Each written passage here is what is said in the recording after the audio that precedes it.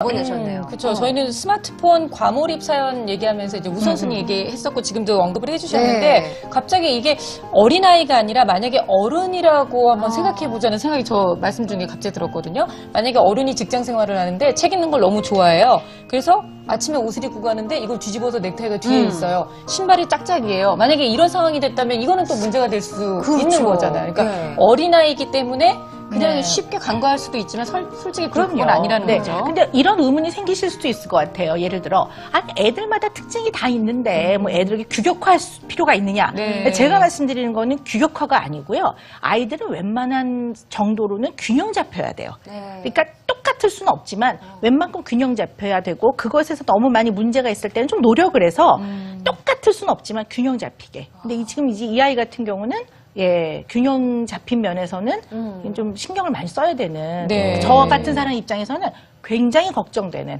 또 다른 문제가 혹시 뒤에 있지 않나라는 걱정이 되게 하는 이런 경우라고 볼 수 있습니다. 네, 사실 우리 주변에서요, 다른 건 몰라도 네. 아이가 책을 읽는다. 그러면 부모님들이 그렇게 뿌듯할 맞아요. 수가 없어요. 그렇죠. 보통 일찍 시작해서 아이가 이렇게 책을 이렇게 들고 뭐라고 쫑알쫑알 되면 그렇게 정말 예뻐 보일 네. 수가 없는데 이런 그 문화 때문에 그런지 우리나라에도 이제 독서 조기 그렇죠. 활동이 네. 늘 항상 이렇게 존재했었던 것 같아요. 그리고 엄마들이 이렇게 얘기하다 보면 네 집 아들 앉은 자리에서 뭐 전집을 뗀다더라 이러면은 네. 뭐 독서 영재, 독서 천재 이런 얘기들 흔히 얘기를 그 하잖아요. 뗀다는 거. 아, 그 진짜 우리 그거 좀 쓰지 맙시다. 그러니까 우리가 책을 떼는 게 어딨어요? 네, 이런 애들 것도 뭐 있는 몇 거지. 급 뗐어요. 저 뭐 수학 뭐 어디까지 뗐어요. 네. 내가 뭘 떼니? 떼니? 그래, 제가 그러고 그리고 있군요. 사는데 뭘 별로 떼? 지장이 없어요. 아니, 사는데 근데, 뭐 불편함도 없고. 이런 생각을 해보자고요. 아이가 이제 막 국어의 개념이 생겼어요. 이제 막 말을 잘하고 네. 동화책 같은 거 읽어주면 애가 좀 잘 받아들이는 나이가 됐어요. 한 뭐 만으로 한 5세, 6세 됐다고 쳐봅시다. 네. 이런 아이들은요, 사실은 한자를 잘 몰라요. 네. 왜냐하면 한자는 뜻을 알아야지만 제대로 사용할 수 있는 그렇죠. 글자잖아요. 당연하죠. 그걸 모르는 상태에서 글자를 외우고 밑에다가 운을 붙이는 것이 무슨 의미가 있냐는 얘기죠. 걔네들은 안 쓰면 금방 잊어버려요. 그러니까 이런 아이들을 막 급수 따게 한다고 어린아이들을 한자를 막 시키는 거에 대한 좀 고려를 좀 네. 한번 해볼 필요가 있다고 보는 거죠. 그러니까요. 근데 이렇게 책에 너무 책 읽는 거에 막 이렇게 과도하게 몰입을 하다 보면 네네. 이런 것도 사실은 어떤 병이라고 하긴 그렇지만 어떤 그런 증상을 나타낼 수 있는 그러니까 건가요? 이제 굉장히 그 심각하게 아니면 내지는 반드시 개입을 해서 도와줘야 되는 것들은 이제 문제라고 하는데요. 이제 초독서증이라는 게 있습니다. 사실은. 초독서증이요? 네, 네, 네. 좀 근데 처음 그게 들어보네요. 뭐냐면 아직 충분히 언어가 발달하지 않은 아이한테 너무 일찍 시각적 정보를 계속 주는 거죠. 네. 그렇게 돼서 아이가 기계처럼 그냥 외우는 거예요. 그러니까 이제 우리가 한글이 위대한 것이 우리는 말을 할 줄 알면 한글은 그대로 소리 나는 대로 쓰면서 이것을 그냥 언어로 이해해버리는 거거든요. 네. 문자를 보지만 뇌에서는 랭귀지 루프라고 하는 언어 루프를 돌거든요. 그게 굉장히 과학적이고 아주 훌륭한 언어라고 하는데 그래서 누구라도 배울 수 있는 게 그렇거든요. 네. 근데 이런 것들이 충분히 발달되어 있기 전에 자꾸 지나치게 시각적인 문자 자극을 주는 걸 통해서 아이들은 제대로 뜻을 알지 못한 상태에서 그냥 외우는 거죠. 기계적으로. 예. 계속 암기하고. 그래서 정말 물어보면 제대로 된 의미나 제대로 된 개념을 알고 있지 못한 경우도 많아요. 네네. 그래서 이거에 이어져서 어떻게 보면 지나치게 조기 교육을 시키는 것이 사실 문제가 될 수 있다고 보는 거죠. 그래서 교육은 적기 교육이 가장 중요하긴 그렇죠. 합니다. 네. 근데 이게 한글이 아니라 예를 들어 뭐 우리가 영어를 가르칠 때 한번 생각해 보면 저희 지용이도 그랬지만 너무너무 책을 집중해 잘 읽는 거예요. 네. 그것도 영어 책을. 영어 책을. 속으로 누굴 닮아 저렇게 잘하나. 근데 나중에 다 읽었다고 그래서 물어보면 몰라요. 그러니까 어떻게 보면 그냥 이 문자만 계속 읽고 있었다는 생각이 드는데 이게 만약에 한글로 뒤집어서 생각해 보면 그것도 그쵸. 초독서증에 네. 들어갈 수도 있게 되는 어떤 시초가 하여튼 되는 그런 건데. 걸 보면 뭐 이렇게 딱 일반인들이 무슨 진단을 하는 건 좀 위험한 행동이시고요. 뭔가 이거는 좀 엄마로서 아빠로서 이해하기 좀 어렵다 할 때는 의논할 사람을 찾아가시는 게 맞긴 해요. 네네. 뭐 문제가 아니면 편안한 거고 문제면 좀 도움을 받고 하는 게 맞습니다. 네, 지금 질문 중에 초독서증 기준이 뭔가요? 하고 처음 들어보셨다고 하셨는데 그 어떤 기준이 혹시 있나요? 근데 기준을 다 말씀을 드리면 또 여기서 오해를 하세요. 아, 제가 늘 어떤 기준을 네네. 말씀드릴 때는 굉장히 걱정이 되는데 네. 초독서증이라고 하는 거는 아이가 충분히 언어적 능력이 획득되지 않은 상태에서 사실은 한글을 통글자로 가르치는 것도 정말 고려해야 될 문제이기는 해요. 네네. 그래서 그냥 이렇게 글자를 보고 그림으로 자꾸 외우는 거죠. 외우는 거. 그리고 자꾸 문자 정보, 플래시카드 같은 거 계속 보여주면서 예. 보여주면 냉장고, 뭐 코끼리 뭐 이렇게 해서 아이가 문자라는 거에 너무 몰두를 해서 그러니까 선과 선과 회계 형태로만 그림으로 계속 받아들이게 받아들이게 되면 문제가 된다고 우리 보는 애들 거죠. 키울 때 그거 플래시카드 진짜 유행했었어요. 그렇지. 그러니까 네. 냉장고에 냉장고 붙여놓고 TV엔 TV 붙여놓고 막 이렇게 다 그렇게 했잖아요. 그래도 거기다 붙여놓은 건 좀 나은 거예요. 네, 그게 아니라 그렇죠. 그냥 카드로 카드만. 계속 카드를 보여주는 맞아요. 것 그랬었어요. 자체가 네. 이런 것들 생각을 좀 해봐요. 나는 그 네. 책이라는 것 자체가 네. 어떻게 보면 간접 경험을 할 수 있게끔 도와주는 어떤 역할을 한다고 저는 봐요. 근데 이 아이 같은 경우에는 계속 간접 경험만 넣는 거죠. 선생님 말씀대로 네. 예를 들면 그거에 대해서 결과나 아니면 그거에 대해서 어떤 교훈이 있다든지 그걸 갖다가 좀 찾아가지고 간다면 문제가 되지 않는데 그것을 갖다가 계속 간접 경험만 쌓으면 네. 나중에 언제 직접적인 어떤 경험을 하겠어요. 네, 네. 난 그런 것들이 좀 이 사연을 보면서 좀 걱정되긴 하네요. 아우 네. 점차 발전하고 있어요. 똘똘해지고 있어요. 진짜요. 아니, 네, 이게 정말 그렇습니까? 학습의 네. 효과입니다. 근데 어쨌든 참 중요한 얘기를 하셨는데 그래서 네. 어린아이들은요. 예를 들어 운동이 중요해. 운동을 해야 돼. 운동을 하면 몸이 튼튼해져. 네. 이거보단 나가서 직접 몸을 사용해줘야 돼. 그렇지. 그래서 어린아이들은 말 그대로 놀이터 나가서 뛰어노는 게 네네. 그게 공부예요. 네. 네, 무슨 한글을 먼저 배우는 것보다. 그러니까 그래서 이게 책도 예를 들면 내가 진짜 좋아하는 뭔가가 있어요. 근데 이거를 갖다가 더 배우기 위해서 책을 읽는다면 그렇죠. 건 더한 나위 없이 좋은 건데 그냥 네. 계속 책만 읽으면 별로 도움이 안 될 것 같아요. 그렇죠. OECD 국가 중에서요, 국민의 언어 능력이 가장 우수한 나라가 핀란드로 꼽히고 있어요. 네. 근데 이 핀란드에서는 8세 이전에 글자 교육을 엄격하게 네. 제한하고 있다고 하는데 그 이유가 지금 선생님께서 말씀하셨던 그 두뇌 발달과 연관되어 있는 그런 내용입니다. 관련 영상 저희가 또 준비해봤는데요. 내용 보시고 나서 계속해서 이야기 나눠볼게요. 문법과 철자를 익히는 데 활용되는 좌뇌는 3세 이후 발달하기 시작해서 7세 이후에 본격적으로 발달합니다.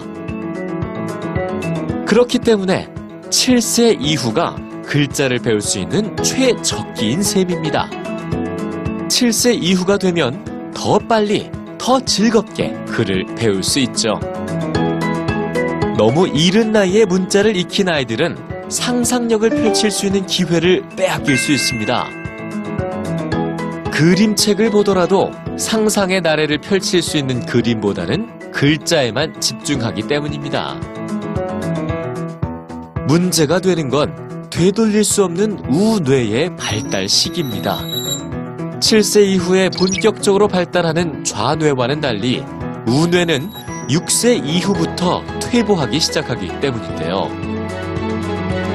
그러므로 7세 이전엔 좌뇌를 키우는 읽기 교육보다 우뇌를 키우는 다양한 감각 자극이 더 필요합니다.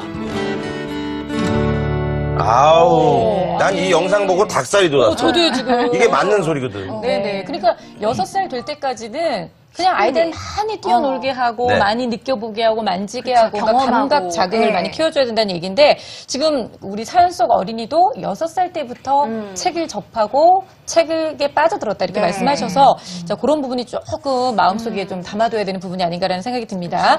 지금 저희가 초독서증에 대한 이야기를 하니까 걱정하시는 분들도 굉장히 많으시고 사연들 많이 올라오고 있는데요. 네.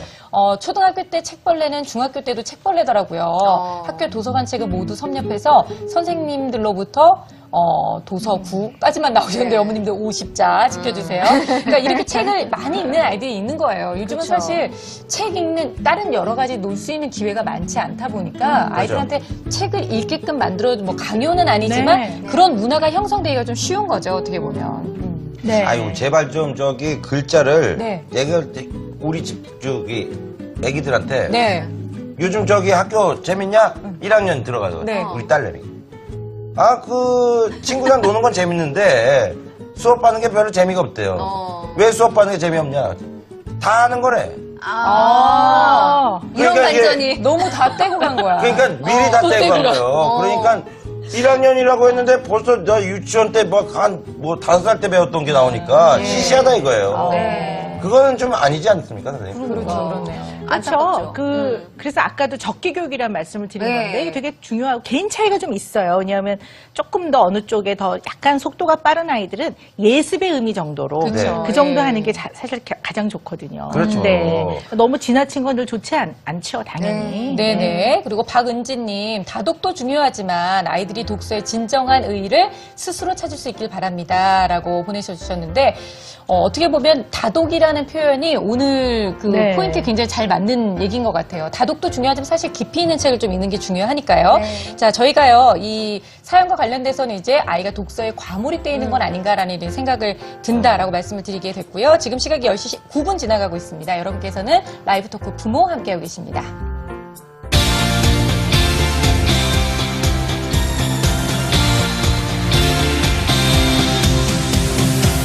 라이브 토크 부모. 네, 오늘은 정말 하루 종일 책만 읽는 아이 때문에 속이 터지시는 어머님의 사연을 함께 나눠보고 있는데요. 일단 아까 어머님께 저희가 여쭤봤잖아요. 아이를 혹시 독서 조기 교육을 시키셨냐? 그것도 아니다. 네. 심지어 어머님하고 아버님이 솔직하게 나는 별로 책을 좋아하지도 않는다라고 얘기를 하셨는데 어떻게 해서 아이가 이렇게 네. 책에 푹 빠지게 됐을까요? 좀 여러 가지 요인이 있겠죠? 네, 뭐 한번 고려해보는 거죠. 뭐 이 아이를 직접 보질 않았기 때문에 네. 좀 조심스럽긴 합니다만 이제 어떤 걸 좀 고려해봐야 되냐면요. 아이들이 이제 균형 있게 발달하는 게 매우 중요한데요.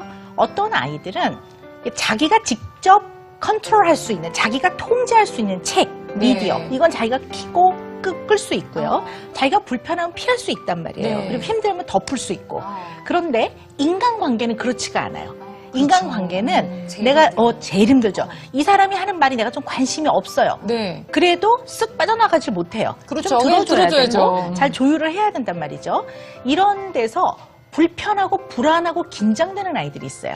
그러니까 이게 예측이 잘 안 되는 다른 사람이 나한테 주는 다양한 정보, 네. 이 사람이 주는 다양한 감정적인 자극을 잘 못 다루어내면 거기서부터 안정을 찾기 위해 거리를 띄운단 말이죠. 거리를 띄우는 방식이 자기 자신이 이렇게 몰두를 해서 그걸 좀 잊을 수 있고 좀 덜 심심하고 그 시간을 보낼 수 있는 걸로 몰두를 하는데 어떤 아이는 그게 뭐 컴퓨터 게임일 수도 있고 어떤 아이는 뭐 스마트폰일 수도 있고 어떤 아이는 뭐 하루 종일 그림만 그리는 아이들, 네. 신호등만 그리는 아이들도 있습니다. 아무튼 그런 아이도 있고 이 아이 같은 경우에는 책에 지나치게 많이 좀 몰두하고 있는 게 아닌가 생각도 해봐야 될 것 같아요. 네. 그렇다고 절대로 책을 읽지 말라는 얘기가 아니에요. 어떤 네. 아이는 책을 좋아하면 책을 남들보다 훨씬 많이 읽는 아이도 있어요. 사실은 저도 미성년자 때까지 그 왜 19금 금서가 웬만한 거 다 봤거든요. 사실은 책 굉장히 좋아했거든요. 이런 고백을. 네. 그건 고백입니까? 그건 당연한 거죠. 그런 겁니까? 네. 그럼요. 집 비면 가야 돼요. 저도 책 굉장히 네 집 비었어? 좋아했어요. 가족의 비디오 테이프 들고 이렇게 돼야 되는 거거든요. 옛날엔 그랬죠. 많은 얘기 하지 마요. 어쨌든 네. 아니, 어쨌든 옛날엔 그랬다는 그렇지만 얘기죠. 친구하고 잘 어울렸어요. 네. 고무줄도 그렇죠, 하고 그렇죠. 다 그렇게 놀았습니다. 그런데 이제 이 친구 같은 경우에 혹시 대인관계에 좀 뭔가 마음이 불편하고 정서적으로 편치가 않으면 본인이 편한 쪽으로 아이들은 가니까 혹시 그런 네. 면이 있나는 생각을 해봐야 될 것 네. 같고요. 결국 그런 것 때문에 친구하고 어떻게 놀면 재미있고 또 책 이외에도 또 다른 놀이 방법도 있다라는 거를 못 배웠을 수도 있어요. 그러니까 배워보지 못하니까 못하는 거죠. 잘. 그러니까 잘 할 수 있는 방법 하나만 쓰지 않나 생각도 한편 들고요. 네. 또 하나는 걱정스러운 게 이제 그렇다는 얘기는 아니고요. 저는 이제 고려해 보셔야 되는 부분을 말씀을 드리는 건데요. 어떤 아이는 좀 원래부터 좀 출생 당시부터 이렇게 사회적 관계를 맺어가는 그 기능을 담당하는 회로가 있어요. 신경회로. 네. 그것이 약간 아주 미세하게 오류가 있는 아이들이 있어요. 그러면 다른 사람한테 조금 무관심하고 조금 무심하고 네. 내지는 다른 사람이 하는 미묘한 감정 표현이나 약간의 뉘앙스가 있는 말들, 농담 이런 거 잘 못 알아들어요. 네. 그게 성격의 문제가 아니라 그걸 잘 해결해내는 회로에 아주 미세한 오류가 있다고도 보는 거거든요. 그래서 보면 그냥 친구가 친하자고 하는 것도 좀 싫어, 귀찮아. 예. 얘가 싫은 건 아닌데 얘가 네. 좀 귀찮고 농담하는 것도 잘 못 알아듣겠고 뭐 이렇다면 사실 그 부분은 전문의의 도움이 좀 필요한 부분일 수도 있거든요. 그러니까 오히려 그냥 네. 책으로 도피하는 경우도 생길 수 있다는 말씀이시죠. 그죠. 도피하는 애도 있지만 만약에 그렇게 신경회로에 약간의 오류가 있다면 도피라기보다는 그것이 가장 얘가 잘 다루어내는 기능이라는 네네. 거죠. 그래서 사실 그 반대가 되는 미묘한 감정과 상대의 숨겨져 있는 의도라든가 역지사지 이런 거를 이해하는 잘 다루어내는 회로 자체에 성장에 뭐가 조금 문제가 있다면 네. 이거는 전문의하고 상의를 해보셔야 되는데요. 네. 그럼 그 어떻게 돼요? 그 회로가 약간 그러면 네. 어떻게 고쳐요? 전문의들? 어쨌든 뭐 그게 갑자기 궁금하네요. 궁금하시죠? 이게 짧은 시간에 얘기할 수는 없고요. 살짝만 저기 네. 얘기해 주세요. 근데 어쨌든 이게 이제 어떤 원인이냐에 따라서 진단이 좀 달라지는데요. 네. 이제 거기에 따른 치료 방법들이 있는데요. 네. 사실 인간의 뇌 회로는 너무나 많기 때문에 그 회로에 오류가 있다 하더라도 약간의 결함이 있다 하더라도 다른 뇌 회로에서 그걸 잘 다루어낼 수 있도록 맞는 방법들을 택해서 끊임없이 가르치는 것들이 네. 필요해요. 네. 근데